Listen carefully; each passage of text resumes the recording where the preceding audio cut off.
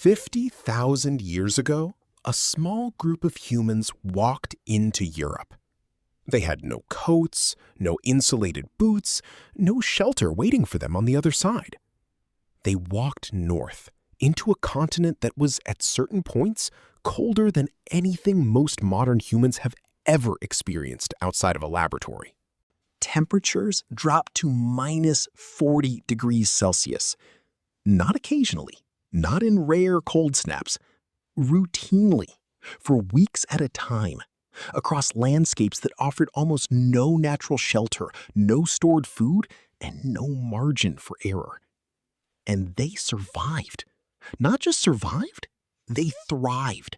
They spread. They raised children. They built culture. They made art on cave walls in the middle of an ice age that should have killed every single one of them. This is not a story about how tough ancient humans were.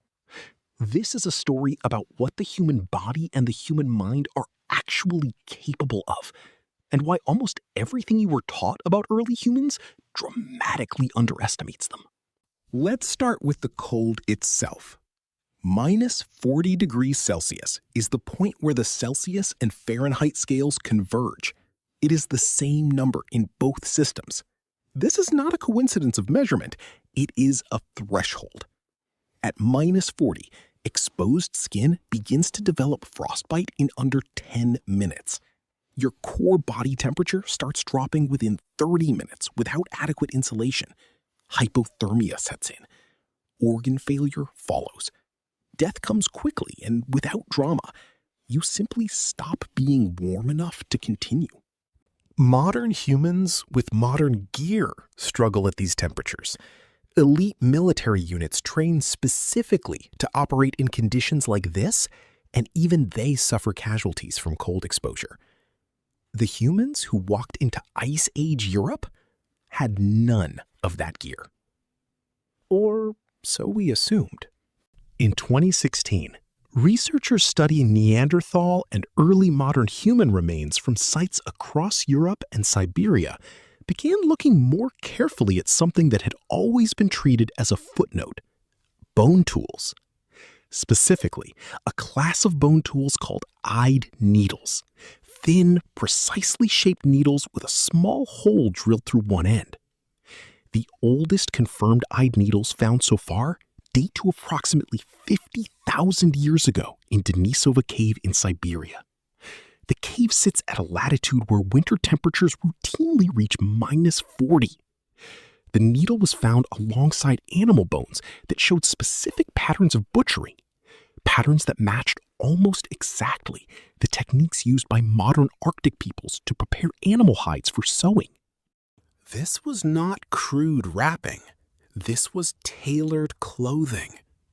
The needle meant that ancient humans were cutting hides to specific shapes, punching holes along the edges, and threading sinew through those holes to create fitted garments.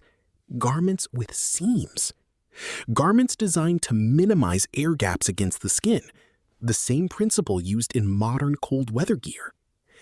They were not wearing animal skins draped over their shoulders. They were engineering clothing. And the engineering went further than fabric. Anthropologist Will Robrooks at Leiden University has spent years studying the evidence of early human behavior in cold climates. His research points to something that most people find genuinely surprising. Ancient humans in cold environments did not simply react to the cold. They managed it proactively, with a level of planning that implies sophisticated understanding of their own bodies and their environment. Consider fire. We know humans controlled fire by at least 400,000 years ago. But controlling fire in a cold environment is not simply a matter of lighting one. It requires fuel management. In landscapes stripped of trees by glacial conditions, ancient humans burned bones. Specifically, they burned the large bones of mammoths and other megafauna, bones with high fat content in the marrow that burned slowly and at high temperature. Researchers have found deposits of burned bone in Ice Age hearths across Europe that show clear evidence of selection, not random bones thrown on a fire, specific bones chosen for their burning properties, maintained at specific hearth sites that were used repeatedly over generations. These were not people who stumbled onto warmth. These were people who understood fuel, managed it across seasons, and passed that knowledge down. But fire and clothing, as sophisticated as they were, solve only part of the problem. The deeper challenge of surviving -40 is caloric. Your body produces heat by burning energy. At extreme cold, it burns enormous amounts of it. Simply maintaining core body temperature in those conditions requires roughly twice the caloric intake of a person living in a temperate climate. Modern Arctic researchers operating in similar temperatures report needing upward of 6,000 calories per day just to maintain body weight. Ancient humans in Ice Age Europe were getting those calories from megafauna. Mammoths, woolly rhinoceros, cave bears, animals so large that a single successful kill could feed a group for weeks. But hunting these animals was not simply a matter of courage and a sharp stick. Archaeologist John Hofecker at the University of Colorado has studied Ice Age hunting sites across Russia and Eastern Europe for decades. His analysis of kill sites reveals something that overturns the popular image of the lone prehistoric hunter. Ancient humans hunted in coordinated groups, using landscape features as weapons. They drove herds toward natural choke points, river crossings, cliff edges, narrow valleys, where the animal's size and momentum became liabilities rather than assets. They used fire to direct movement. They positioned themselves to minimize individual exposure while maximizing collective efficiency. This required communication, planning across time, not just reacting to a herd that appeared today, but anticipating where herds would be weeks from now, based on seasonal patterns. It required a mental model of animal behavior, landscape geography, and group coordination that is, by any reasonable measure, strategic thinking. But here is the part of Ice Age survival that almost never gets discussed: the psychological dimension.